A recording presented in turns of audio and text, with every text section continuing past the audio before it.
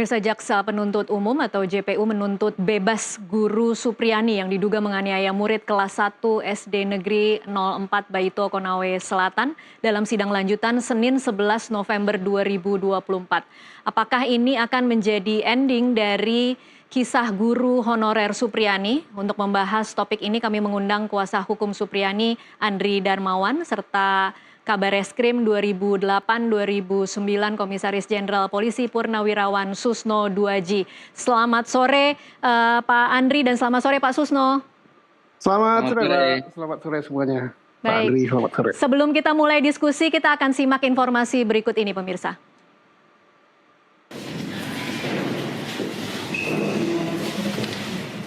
Sidang ketujuh kasus guru honorer Supriani yang didakwa melakukan penganiayaan terhadap seorang murid yang merupakan anak polisi kembali digelar di Pengadilan Negeri Andolo, Konawe Selatan, Sulawesi Tenggara, Senin 11 November 2024. Agenda sidang kali ini mendengarkan tuntutan Jaksa Penuntut Umum yang juga merupakan Kepala Kejaksaan Negeri Konawe Selatan, Ujang Sutisna. Meskipun Supriani tetap dinyatakan melakukan penganiayaan terhadap seorang murid, namun Jaksa meminta majelis hakim agar melepaskan Supriani dari segala tuntutan hukum. Tuntutan bebas diajukan jaksa dengan alasan, meskipun Supriani melakukan tindak pidana, namun ia tidak melihat niat jahat. Walaupun perbuatan pidana, aktu reis yang dilakukan oleh terdakwa Supriani binti Sudaryo dapat dibuktikan. Menanggapi tuntutan bebas dari jaksa, Supriani mengaku senang dan berharap majelis hakim dapat menjatuhkan vonis bebas pada dirinya. Senang, alhamdulillah, mudah-mudahan itu bisa vonis bebas. Tapi tetap akan itu Bu ya kalau tidak memukul Bu ya. Tidak memukul. Meskipun Supriani telah dituntut bebas, namun kuasa hukum Supriani, Andri Darmawan, akan tetap melakukan pembelaan atau pledoi. Suatu yang aneh ya, karena bagaimana seseorang bisa dinyatakan bersalah tidak ada mens reanya di situ. Nah, kalau kita ingin melepaskan atau membebaskan seseorang dari suatu perbuatan kan cuma dalam KUHP kan cuma ada dua, yaitu alasan pembenar dan alasan pemaaf. Nah ini kan tidak jelas bahwa tidak ada mens rea itu tidak masuk sebagai alasan pembenar atau alasan pemaaf. Sidang berikutnya dengan agenda pembacaan pledoi dijadwalkan digelar pada Kamis depan, 14 November 2024. Dari Konawe Selatan, Sulawesi Tenggara, Tim Liputan melaporkan. Ya pemirsa, langsung saja kita berbincang dengan kuasa hukum Supriani Andri Darmawan dan juga Kabareskrim 2008-2009 Susno Duaji. Saya ke Pak Andri terlebih dahulu. Pak Andri, bagaimana Anda memaknai tuntutan bebas dari JPU hari ini? Iya, tuntutan JPU ini sebenarnya bukan tuntutan bebas ya. Jadi dia menuntut lepas dari segala tuntutan hukum dalam artian bahwa JPU menganggap bahwa Supriani benar terbukti melakukan perbuatan tapi itu bukan tindak pidana ya. Jadi kalau kami sih menilai bahwa sepertinya ini jaksa cari aman saja. Cari aman saja karena di satu sisi dia menyatakan Supriani tidak terbukti melakukan perbuatan tapi di sisi lain dia menuntut bebas. Nah, terhadap tuntutan jaksa ini memang kami melihat aneh ya. Karena kalau kami lihat pertimbangannya bahwa kenapa dia menuntut lepas ya, menuntut lepas karena menurut jaksa tidak ada mens rea, niat jahat di situ terhadap tindakan Supriani melakukan penganiayaan pemukulan. Nah ini kan sebenarnya kontradiktif ya, kontradiktif dari tuntutan itu sendiri karena pada penjelasan unsur di situ melakukan kekerasan itu jelas dinyatakan oleh terdakwa bahwa di situ ada niat dan kehendak ya, dan dia mengetahui bahwa akibat perbuatannya itu akan menimbulkan kekerasan kepada anak ya, dan JPU mengatakan bahwa di situ jelas bahwa dia mempunyai niatan yang sengaja dan mengetahui dampaknya itu, sehingga menjadi aneh. Kemudian pada bagian akhir dia menyatakan bahwa tidak ada niat untuk misalnya melakukan kekerasan kepada anak, sehingga kami melihat bahwa tuntutan JPU ini aneh ya, aneh menurut kami. Kemudian apalagi bahwa tuntutan JPU yang menyatakan Supriani melakukan pemukulan itu cuma berdasarkan asumsi ya. Itu bisa kita lihat contohnya begini. Mulai dari dakwaan itu kan jaksa tetap ya kokoh pada pendiriannya bahwa kejadian pemukulan itu dilakukan di jam 10 Nah, kemudian pada saat pemeriksaan di persidangan, anak-anak ini semua berubah keterangannya. Jadi ada yang mengatakan anak korban jam 8.30, kemudian ada yang menyatakan jam 10, ada yang menyatakan tidak tahu. Nah, terhadap kondisi ini, akhirnya jaksa kebingungan menentukan kapan itu, sehingga dia di dalam tuntutan dia cuma menyebutkan bahwa jaksa meyakini kejadian itu di rentan waktu pukul 8 sampai pukul 10. Nah, ini kan keraguan-raguan yang kami melihat bahwa jaksa sebenarnya tidak bisa memetakan dengan jelas kapan kejadian itu, karena memang dia cuma mendasarkan keterangan anak yang di dalam BAP itu semua serentak mengatakan jam 10, tapi di persidangan itu berubah-ubah ya. Baik. Kemudian jaksa juga tidak mengurai secara jelas bagaimana caranya Supriyani, kenapa tiba-tiba masuk memukul dia. Dia cuma mengatakan bahwa meyakini bahwa pada saat itu tiba-tiba Supriyani masuk memukul. Nah, ini memang tuntutan yang absurd menurut kami. Oke, Pak Andri, memang tidak mungkin ya kalau tindakannya itu ada tetapi niat jahatnya itu tidak ada. Menurut Anda itu tidak bisa diterima dengan logika? Ya, tidak bisa diterima dengan logika. Maksudnya gimana tiba-tiba guru Supriyani yang sementara mengajar di 1B tiba-tiba misalnya dia harus masuk langsung memukul. Dengan rentang waktu misalnya yang dikatakan tadi waktunya 5 menit. Bagaimana tiba-tiba sekonyong-konyong Ibu Supriyani yang sementara mengajar di 1B dalam rentang waktu misalnya 5 menit harus masuk memukul anak tersebut yang langsung menuju ke korban gitu. Baik, saya pindah dulu ke Pak Susno. Pak Susno, mungkin Anda bisa membantu publik untuk mengerti apa yang terjadi hari ini. Bagaimana JPU yang biasanya menuntut terdakwa bersalah, tapi hari ini menuntut terdakwa bebas. Apa yang bisa Anda cermati dari tuntutan jaksa hari ini, Pak Susno? Baik, saya kan melihat perkara ini dari awal. Jaksa telah melakukan 3 kesalahan di dalam menegakkan keadilan. Ya. Kesalahan pertama, menerima berkas perkara Supriyani yang sama sekali tidak terbukti, ya, tidak alat buktinya sangat minim. Bahkan boleh dikatakan sama sekali tidak ada alat bukti. Justru alat bukti yang ada menunjukkan Supriyani tidak melakukan perbuatan yang disangkakan oleh penyidik. Itu kesalahan pertama. Kesalahan kedua, dia melakukan penahanan. Ya. Kesalahan ketiga, ya ini buat tuntutan, yang agak aneh ya. Pak Susno pernah punya pengalaman tidak jaksa menuntut bebas seperti ini, Pak Susno? Kalau nuntut bebas pernah kan di Jawa Tengah dulu, Jogja masuk Jawa Tengah dulu ya. Ada. Nah, itu terhadap kasus pembunuhan Saifuddin atau siapa wartawan. Dan itu tidak diharamkan, dihalalkan oleh hukum acara kita ya.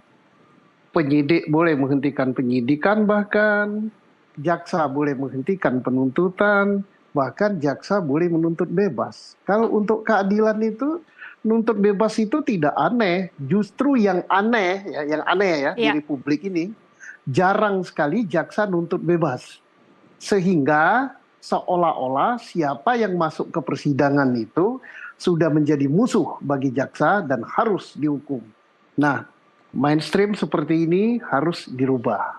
Kalau mau negakkan keadilan, orang bersidang di pengadilan itu cari kebenaran. Kalau tidak bersalah ya harus dibebaskan. Nah, ini bagus tuntutan bebas. Tapi anehnya yang kita tidak terima itu adalah alasannya. Alasannya apa? Sebagaimana dikatakan Pak Andri tadi bahwa perbuatan itu ada. Kemudian di ujungnya niatnya tidak ada. Di ujungnya, aneh-aneh lah. Ya kalau mau bebaskan sekali saja. Langsung saja dikatakan perbuatannya tidak terbukti. Maka dia harus bebas. Seharusnya jaksa bisa melakukan itu ya Pak Susno? Bukan bisa.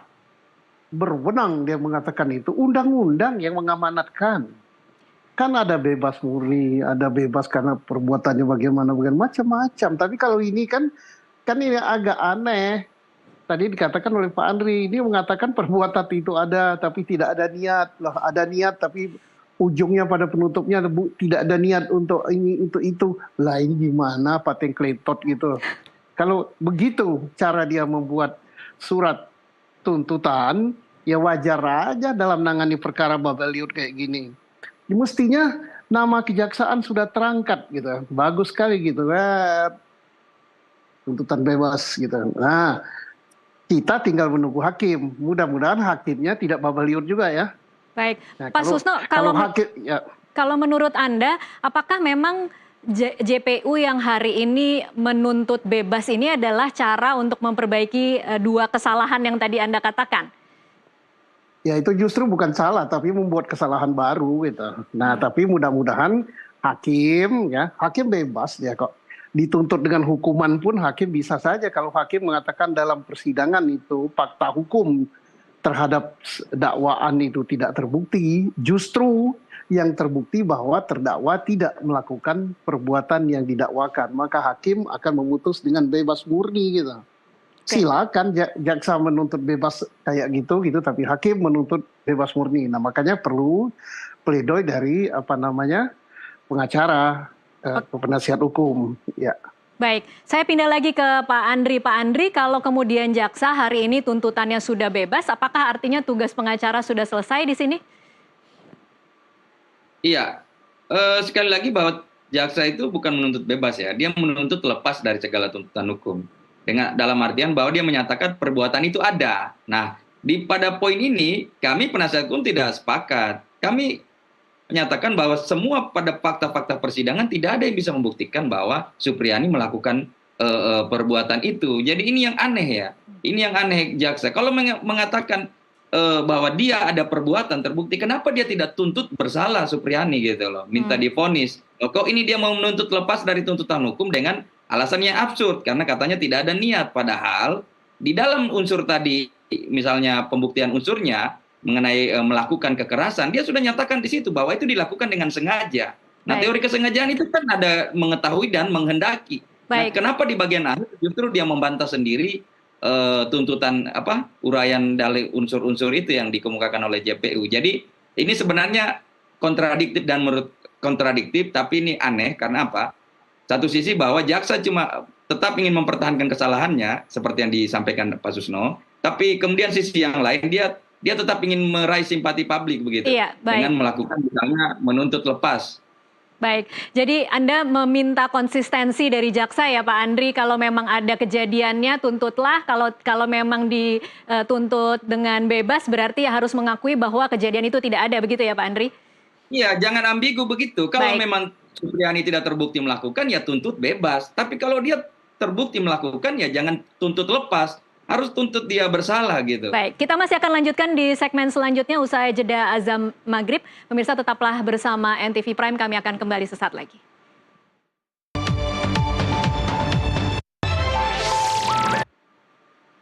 Pemirsa, terima kasih Anda masih terus menyaksikan NTV Prime. Kita lanjutkan perbincangan. Saya kembali lagi ke kuasa hukum Supriyani, Pak Andri. Pak Andri, kira-kira apa langkah hukum setelah ini yang akan dilakukan oleh Supriyani? Iya, tentunya terhadap tuntutan jaksa tadi kami akan melakukan pembelaannya, pledoi yang direncanakan hari Kamis ya. Jadi apa yang telah dituntut oleh jaksa menurut kami tadi ini tidak masuk akal ya, karena tidak sesuai dengan fakta persidangan, sehingga nanti semua hal-hal yang akan kami bantah itu kami akan sampaikan dalam nota pembelaan kami di hari Kamis nanti. Oke, kalau tanggapan Supriyani dan keluarga sendiri hari ini seperti apa tadi ketika mendengarkan tuntutan dari JPU? Iya, Ibu Supriyani kan memang tadi sempat tidak paham apa maksudnya ini kan. Tapi pada intinya bahwa Ibu Supriyani tetap mengatakan bahwa dia berharap divonis bebas oleh majelis hakim, bukan seperti tuntutan jaksa tadi. Karena kalau tuntutan jaksa tadi kan tetap menyatakan bahwa Supriyani melakukan perbuatan tersebut. Sementara Supriyani kan dari awal ya, mulai dari penyidikan sampai dengan persidangan terakhir tetap menyatakan bahwa dia tidak pernah melakukan perbuatan tersebut. Baik, ada rencana mungkin Pak Andri akan rehabilitasi atau seperti apa setelah kalau kemudian ini memang akhirnya berujung bebas? Ya, tentunya bahwa kami berharap kalau ini putusan bebas, kami akan melakukan langkah-langkah misalnya mengembalikan nama baik, kemudian rehabilitasi terhadap Ibu Supriyani, kemudian juga kami akan menuntut pihak-pihak yang telah melakukan kriminalisasi atau merekayasa perkara ini sehingga Ibu Supriyani sampai di persidangan. Jadi akan menuntut balik ya Pak Andri? Ya, ini jelas dan tegas sikap kami karena ini sebagai bentuk supaya pihak-pihak tersebut ada pertanggungjawabannya ya. Jangan, karena ini kan kalau misalnya Ibu Supriani bebas, terus yang lainnya bagaimana itu yang telah melakukan perbuatan itu? Sementara Ibu Supriani kan telah menerima penderitaan ya, mulai dari bulan 4 itu tertekan, kemudian sempat ditahan. Bagaimana untuk mengembalikan itu? Pak Andri, fakta bahwa Kapolsek dan Kanit Reskrim sudah dicopot, itu belum cukup menurut Anda? Ya, itu kan pertanggungjawaban secara etik ya, pertanggungjawaban secara etik bahwa ada pelanggaran-pelanggaran, itu tentunya harus pertanggungjawaban secara etik. Tapi terkait misalnya adanya laporan palsu terhadap kasus ini, kan juga harus bisa dipertanggungjawabkan ya. Penyalahgunaan wewenang, semuanya itu harus bisa dipertanggungjawabkan secara pidana tentunya juga. Baik, saya kembali ke Pak Susno. Pak Susno, apa catatan Anda bahwa ada 2 polisi yang memang sudah menerima sanksi pencopotan Kapolsek Baito dan juga Kanit Reskrim terkait uang 50 juta yang diduga pemerasan itu, Pak Susno. Apa kira-kira catatan untuk pihak kepolisian berkaca dari kasus Supriani ini, Pak Susno? Ya, tindakannya bagus ya, cepat mengambil keputusan, tapi baru sampai cepat untuk pelanggaran etika ya, kode etik. Nah, ini saja mendukung untuk bahwa ada kesalahan dalam penyidikan dan sebagainya untuk mengatakan bahwa Supriani memang tidak bersalah. Karena tidak bersalah lah dia harus dihukum bebas. Nah, saya sangat sependapat bahwa tidak cukup dengan sanksi etika dicopot dari jabatan, tapi pidana telah terjadi. Apakah dia sudah menerima suap? Kalau dia sudah menerima suap, itu tindak pidana korupsi. Karena terungkap di medsos, mintanya sekian puluh juta, baru dibayar 2 juta, dan itu sudah diterima. Nah, itu korupsi. Korupsi tidak cukup dengan dicopot dari jabatan, gitu kan. Nah, kemudian harus diproses pidana. Nah, itu untuk sampai ke sana kita berharap ini, dan juga sangat baik untuk memberikan pelajaran kepada anggota Polri yang lain supaya tidak sembarangan melakukan perbuatan yang nyeleneh. Kemudian tentang rehabilitasi nama baik Ibu Supriani, kalau memang nanti putusan bebasnya telah terjadi, dan bebas itu memang bebas, betul-betul bebas karena tidak melakukan perbuatan itu, maka negara yang bertanggung jawab untuk merehabilitasi nama baik Ibu Supriani gitu. Baik, Pak Susno, kalau Anda kemudian membacanya setelah ini, apakah hakim dengan mendengarkan tuntutan dari JPU yang mengatakan tuntutannya adalah tuntutan bebas, tetapi tadi catatan kita cukup aneh karena tindakannya diakui tetapi tidak ada niat jahat. Apakah kemudian putusan hakim bisa berbeda dengan tuntutan jaksa, Pak Susno, menurut Anda? Ya, bisa beda 180 derajat. Hakim kan berdasarkan fakta hukum yang terungkap di persidangan, itu menjadi 2 alat bukti yang sah untuk hakim dengan mendapatkan keyakinan untuk menjatuhkan vonisnya. Nah, di sini fakta hukum yang terungkap dalam persidangan lebih dari 2 alat bukti yang sah, yang saling bersesuaian, yang menunjukkan Ibu Supriani tidak melakukan perbuatan yang didakwakan. Nah, walaupun tuntutan jaksa terbukti melakukan, tapi tidak dipertanggungjawabkan secara hukum sehingga bebas hukumannya. Itu dirubah oleh hakim. Hakim berkewenangan. Hakim tidak perlu mendengarkan itu. Hakim silakan aja apa yang dia dapat di persidangan telah cukup alat bukti. Lebih dari 2 alat bukti yang sah, yang saling bersesuaian, yang menunjukkan bahwa Ibu Supriani tidak melakukan perbuatan yang didakwakan, maka hakim menuntut bebas dengan alasan perbuatan yang didakwakan tidak terbukti. Baik, saya kembali ke Pak Andri. Pak Andri, bagaimana kemudian nasib dengan somasi dari Bupati Konawe Selatan? Bupati aneh itu. Iya. Jadi memang somasi ini menurut kami tidak perlu ditanggapi karena tidak berdasar ya. Bagaimana ada seorang misalnya pejabat pemerintahan mensomasi rakyatnya ya. Tapi masih berjalan berarti sampai sekarang, Pak Andri? Tuntutan somasinya masih terus berjalan ya? Ya, katanya kan kami harus menanggapi 1 kali 24 jam. Kalau tidak akan ada laporan polisi. Nah, sampai sekarang juga kami menunggu, sepertinya tidak ada laporan polisi tersebut. Jadi kami menganggap bahwa itu tidak serius dan hanya gertakan saja ya, karena dasarnya apa melakukan somasi? Ibu Supriyani mencabut kesepakatan damai itu kan jelas dasarnya dia mengatakan bahwa dia kondisi tertekan. Misalnya dia diperhadapkan dalam satu ruangan, dihadiri oleh pejabat pemerintahan, kemudian ada pejabat kepolisian, dan dia diminta atau diarahkan untuk menandatangani kesepakatan perdamaian. Itu kan suatu kondisi yang tidak pernah dialami oleh Ibu Supriyani. Itu kan adalah kondisi yang tidak berimbang di situ, sehingga menimbulkan tekanan buat Ibu Supriyani. Dan kedua, bahwa ternyata kesepakatan damai itu adalah sudah dirancang dari awal untuk bagaimana menjebak Ibu Supriyani. Karena menurut penjelasan Kabak Hukum bahwa kesepakatan perdamaian itu katanya akan digunakan untuk menjadi bahan pertimbangan untuk meringankan hukuman Ibu Supriyani. Kalau untuk pertimbangan meringankan hukuman Ibu Supriyani, berarti kan Ibu Supriyani sudah dipastikan akan dinyatakan bersalah. Iya. Kan seperti itu. Nah, sementara kami masih berjuang untuk melakukan pembuktian termasuk di persidangan bahwa Ibu Supriyani tidak bersalah.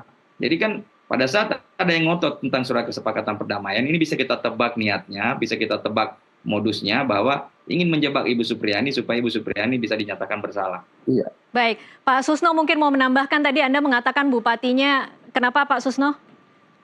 Bupati ini bupati yang nyeleneh, ya, aneh.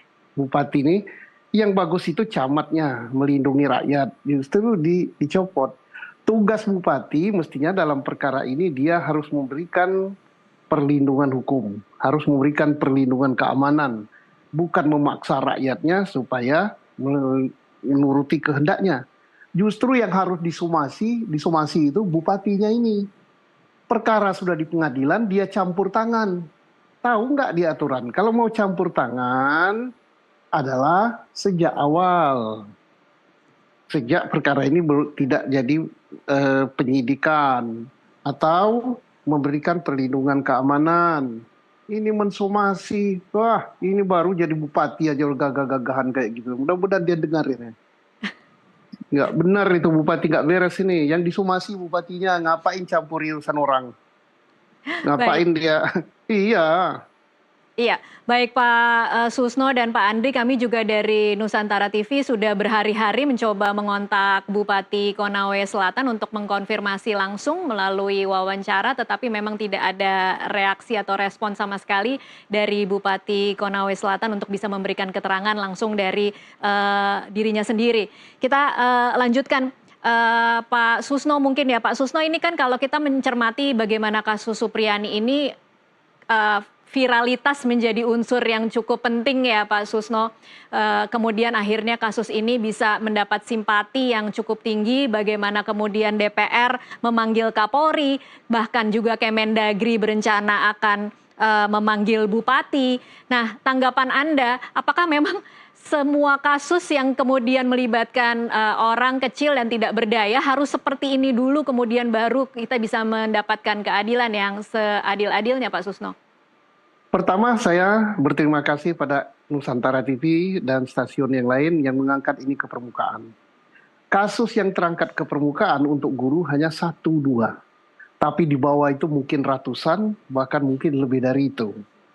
Nah, mudah-mudahan yang terangkat ini jangan sampai jadi no viral, no justice. Ini untuk pelajaran bagi aparat penegak hukum. Ini karena yang berkaitan itu selalu kepada aparat penegak hukum loh. Ujung-ujungnya aparat penegak hukum, ujung-ujungnya penyidik, ujung-ujungnya jaksa, ujung-ujungnya hakim. Ini belum divonis loh, hakim. Hati-hatilah dengan kasus ini. Mudah-mudahan ini pelajaran yang terbaik, dan terima kasih untuk stasiun televisi swasta yang sudah mengangkat ini, khususnya Nusantara TV, dan kita berharap tidak semua kasus harus no viral, no justice ya. Kalau harus begitu, kapan kita ngangkat kasus yang ada ratusan itu? Nah, ini untuk pelajaran bagi seluruh bangsa Indonesia. Baik, kita akan break dulu sejenak pemirsa, kami akan kembali usai jeda, tetaplah bersama NTV Prime.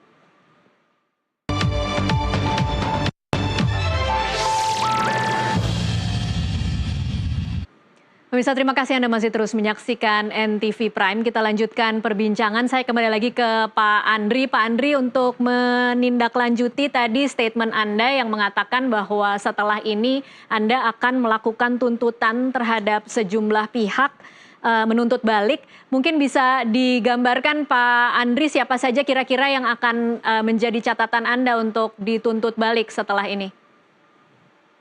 Iya, ini kan tuntutan kami ini sudah mulai berjalan ya. Ya terkait dengan etik ini kita bisa melihat bahwa sudah ada pemeriksaan etik untuk anggota kepolisian ya terkait permintaan uang itu.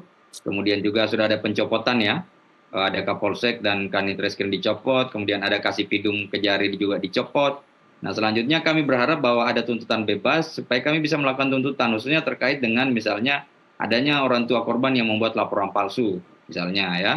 Kemudian ada aparat misalnya Polsek Baito yang menyalahgunakan kewenangannya dalam kegiatan penyidikan ya, penyelidikan ini. Nah, itu yang kami harapkan karena mereka juga harus bertanggung jawab terkait ini, bukan cuma bilang bahwa nanti Ibu Supriani bebas lalu mereka seperti tidak terjadi apa-apa gitu.